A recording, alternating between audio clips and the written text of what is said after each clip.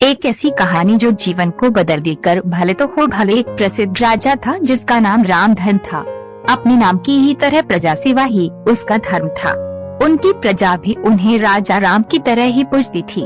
राजा रामधन सभी की निष्काम भाव से सहायता करते थे, फिर चाहे वो उनके राज्य की प्रजा हो या अन्य किसी राज्य की। उनकी ख्याति सर्वत्र थी। उनके दानी स्वभाव और व्यवहार के गुणगान उसके शत्रु राजा तक करते थे। उन राजाओं में एक राजा था भीम सिंह, जिसे राजा रामधन की इस ख्याति से ईर्ष्या थी।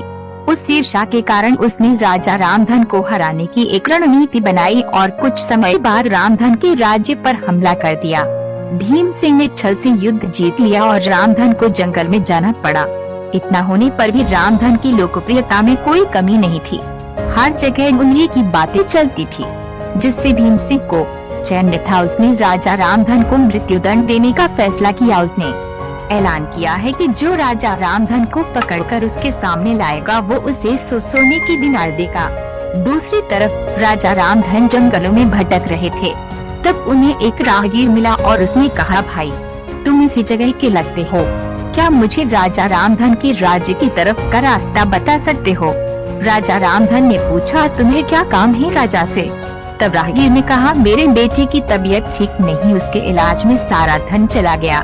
सुना है राजा रामधन सभी की मदद करते हैं, सो जा उन्हीं के पास जाकर याचना करूं। यह सुनकर राजा रामधन राहगीर को अपने साथ लेकर भीम सिंह के पास पहुँचे।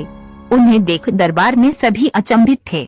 राजा रामधन ने कहा, हे राजन, आपने मुझे खोजने वाले को 100 दीनार देने का वादा किया था। मेरे इस मित्र ने मुझे आपके सामने पेश किया है, अतः इसे वो 100 दीनार दे दे।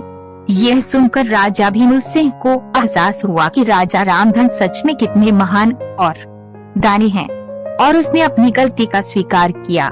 साथ राजा रामधन को उनका राज्य लौटा दिया और सदा उनके दिखाए रास्ते पर चलने का फैसला किया। दोस्तों, इसी को कहते हैं कर भले तो हो भले।